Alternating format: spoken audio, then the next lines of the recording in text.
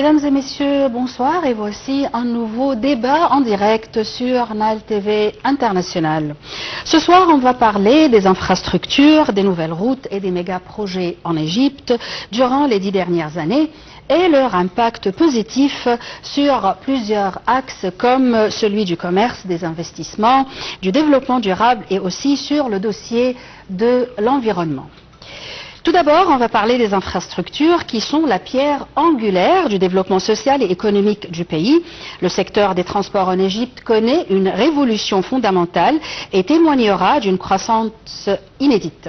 Au cours de ces dernières années, l'État met en œuvre des projets majeurs pour la modernisation et le développement continu de tous les secteurs de transport afin de fournir les normes les plus élevées de services au public. Et voici un compte rendu.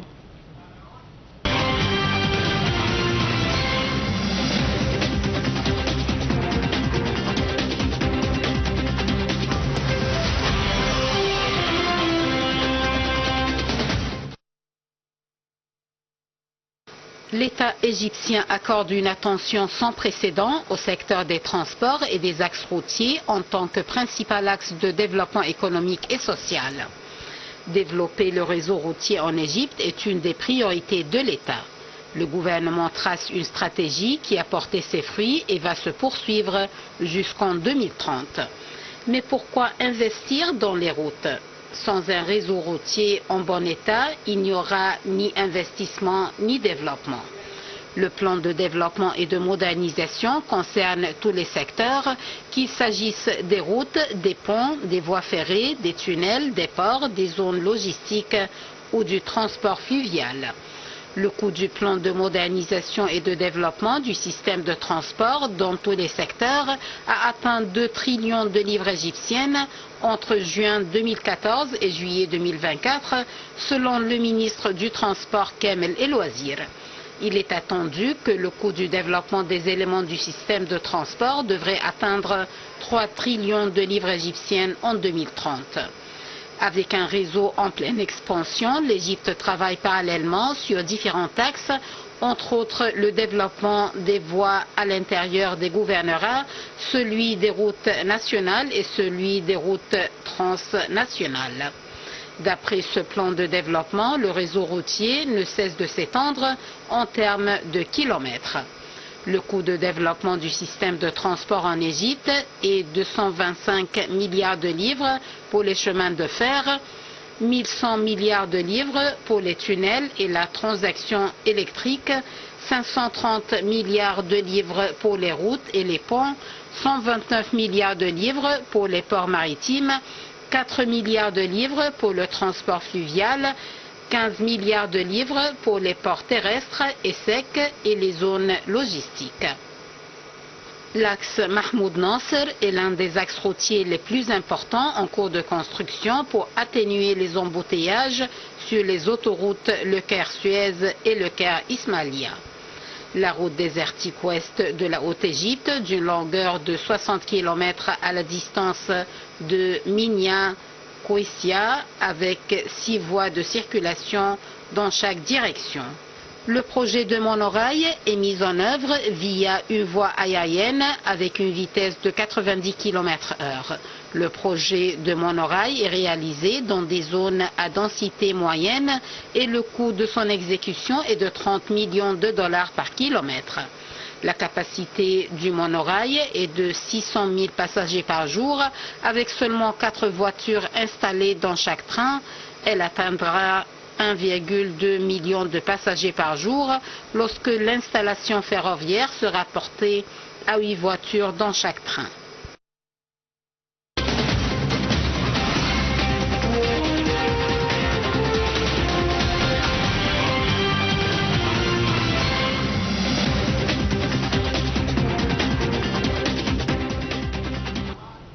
Et pour mieux aborder ce sujet, on a le plaisir d'accueillir au bout du fil Dr Hoda Yassa, qui est président de l'Union des femmes investisseurs arabes. Bonsoir, Dr Hoda. Allô? Allô, Dr Hoda? Oui, bonsoir. Bonsoir, comment allez-vous? Bonne année. Merci, pareillement. Alors, l'Égypte est un centre de transit depuis des milliers d'années.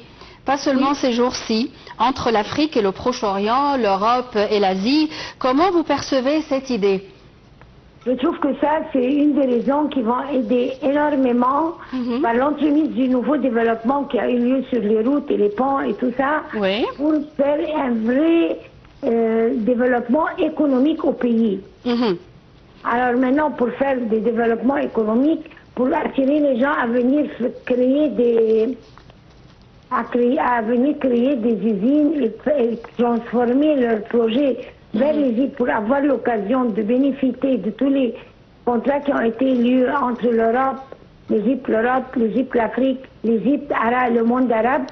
C'est la meilleure solution qui a eu lieu pour pouvoir ouvrir vraiment des liens entre les pays, attirer des investissements directs surtout. Et puisque vous êtes président de l'Union des femmes investisseurs arabes, est-ce que vous avez vu ou bien vous avez senti une différence dans les investissements avant et après les nouvelles routes et les nouveaux ponts et ports? Sûrement, énormément, il n'y a pas à comparer. Il n'y a même pas à réfléchir là-dedans. Un grand développement, un grand changement qui est signifié et approuvé par des chiffres et des nombres de milliards qui sont rentrés vers l'Égypte dans ces projets-là, et qu'on va vraiment les sentir encore mieux vers la fin de l'année, parce que ces projets qui ont été fondus durant l'année passée et les 10 années passées, et surtout les 3 dernières années, vont commencer à faire leur, comment dirais-je, à travailler actuellement sur leur projet, à produire, à investir, à exporter vers l'extérieur et à faire rentrer à notre pays des devises étrangères. Tout ça, c'est ça très remarquable vers, je pense, la mi-2025 ou bien vers la fin 2025. Et est-ce que vous pensez que les investissements avec l'Afrique ou bien avec l'Europe ou l'Asie sont les plus comment dire, importantes ces jours-ci? Oui, sûrement, parce que maintenant, avec tout ce qui se passe sur le niveau mondial et toutes les guerres qui se passent, premièrement, l'Égypte est la porte officielle vers l'économie africaine. Alors, tous les pays européens ou bien les pays d'Asie qui ont des difficultés pour l'export vers ces pays-ci, ils viennent, ils fabriquent leurs produits sur le niveau, je parle industriel. En Égypte, on sera le passage vers l'Afrique. Alors, celui qui va venir de l'Europe à produire en collaboration avec des Égyptiens sur la terre d'Égypte, il va beaucoup bénéficier par tous les contrats qui ont eu lieu et toutes les, comment dirais-je, c'est pas contrats seulement, comment dirais-je, les protocoles qui ont eu lieu entre l'Égypte et l'Afrique, comme le COMESA et tous autres contrats qui ont été signés. Ça va ouvrir beaucoup de portes. Et pour aussi vers l'Europe. Par exemple, maintenant, notre président vient de signer un agrès de commerce mutuel ouvert avec Serbia, par exemple. Alors, ceux qui vont venir produire les produits ici, de l'Afrique et de l'Asie, s'ils viennent vers l'Égypte, de l'Égypte vers l'Europe, qui est par l'entremise de Serbia, par exemple, je dis comme exemple. Ils ont des portes très ouvertes, eux seuls ne peuvent pas le faire. Et avoir aussi beaucoup d'avantages, comme douane, comme impôts, tout ça, ils vont gagner de tous les avantages que l'Égypte a créés dans les relations internationales. Et comment vous percevez les échanges entre l'Égypte et l'Afrique, surtout que beaucoup de pays africains veulent imiter ou copier l'expérience égyptienne dans ce domaine? C'est normal, le succès attire tout ce qui veulent grandir et se développer. Ils apprennent de chez nous ou bien ils travaillent avec nous et par notre entremise, ils peuvent partir vers d'autres pays. Alors pour eux, c'est une occasion exceptionnelle. Et vice-versa aussi, de l'Europe et de l'Asie en Afrique. Exactement, et nous, quand on va vers l'Afrique, on peut aussi faire des projets en commun et bénéficier des contrats qui ont eu lieu entre l'Afrique et l'Égypte et le monde européen. Et comment vous voyez la zone industrielle du canal de Suez? Quelle est l'importance de cette zone? Non, c'est sûrement important parce que ça va aider beaucoup, surtout après les dernières décisions qui ont eu lieu. Ça va beaucoup aider pour en profiter de tous les avantages qui sont offerts de nos jours vers la zone de Suez. Est-ce que vous pensez que le chaos qui sévit autour de nous au Proche-Orient va avoir un impact négatif sur ce projet-là? C'est pas un impact négatif, mais sûrement ça ne va pas faciliter beaucoup de choses. Ça va créer des petits problèmes, mais je pense qu'on pourra les surpasser. Est-ce qu'on peut dire que c'est un problème global, international, pas Oui, seulement chez nous? Sûrement. C'est pas chez nous, c'est le monde entier qui en crève.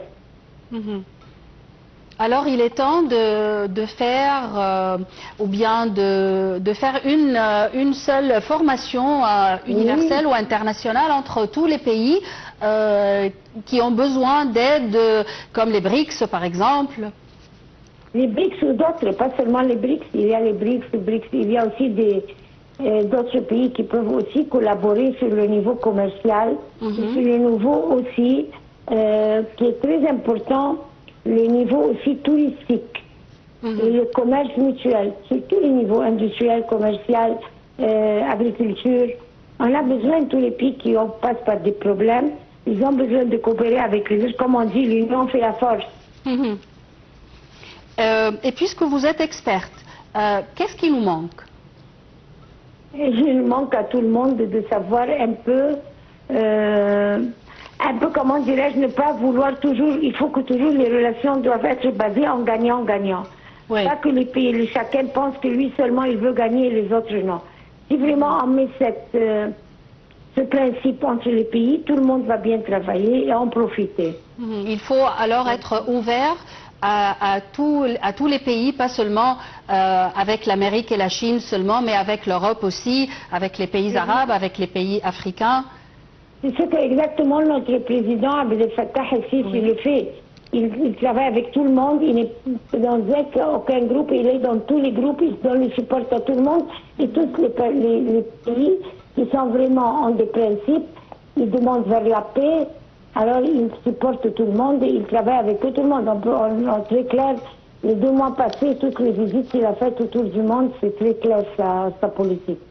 Tout le monde sait que l'Union des femmes investisseurs arabes, ils ont des colloques annuels, ils ont pour bien montrer ce qui se passe en Égypte aux yeux du monde entier. Est-ce que... Exactement. Oui. Parce que chaque année, on fait le sommet de l'investissement arabo-africain et relations internationales. Ça, c'est très important parce que là, on invite les grandes personnalités mondiales. Par exemple, on a des premières dames, mais en même temps, elles sont des présidentes d'associations ou bien d'unions et qui viennent pour donner le support à leur pays vers du côté, comment dirais-je, social, pas seulement du côté... On n'a rien à y voir avec la politique, mais on travaille socialement seulement, sur le niveau social et économique, pour aider au développement continuel des pays. Alors, chaque année, on peut dire que... Et on fait aussi le tourisme, parce que chaque année, on fait dans une des gouverneries, par exemple, on a fait Aswan, Luxor, Sharm el-Sheikh, Hurghada, Alexandrie. On fait partie les gouverneries. Alors, c'est pas seulement d'exposer ce qu'on a en Égypte, mais aussi d'apprendre sur tout ce qu'il y a dans le monde entier en tant que commerce, investissement et tourisme. Et aussi pour manger, parce qu'on a, autour de la conférence internationale qu'on fait, on a aussi l'exposition des produits qui sont valables pour l'exportation. Oui. Merci beaucoup. Oui. Merci, Dr Hodayessa, président de l'Union des femmes investisseurs arabes, pour vos éclaircissements. Et on enchaîne avec nos commentaires. L'Égypte a progressé de 100 places en 10 ans sur l'indice mondial de l'état des chaussées et figure désormais à la 18e place mondiale grâce au projet national des routes, selon un communiqué publié par le Conseil des ministres en juin 2024.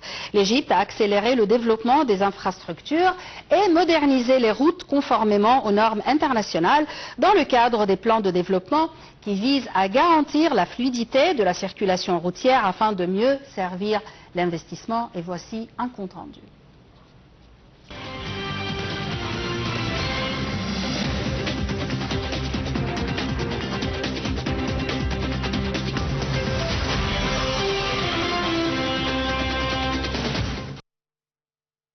L'Égypte a progressé de 100 places en 10 ans sur l'indice mondial de l'état des chaussées et figure désormais à la 18e place mondiale grâce au projet national des routes, selon un communiqué publié par le Conseil des ministres en juin 2024. Au cours des 10 dernières années, l'Égypte a construit un réseau routier auquel sont connectés tous les gouvernorats de la République. Le projet national des routes a pour objectif de construire 7000 km de voies routières. 6300 km ont déjà été achevés d'un coût de 155 milliards de livres égyptiennes. Le projet vise à augmenter la longueur du réseau routier de 29,8% pour atteindre 30 500 km à la fin de 2024 contre 23 500 km en 2014. Les projets de développement routier ont permis d'améliorer le classement mondial de l'Égypte sur l'indice de l'état des chaussées qui mesure la qualité des routes. En 2024, l'Égypte a accueilli 5,53 points contre 5,46 points en 2021, tandis qu'en 2015, l'Égypte était classée 118e avec 2,9 points.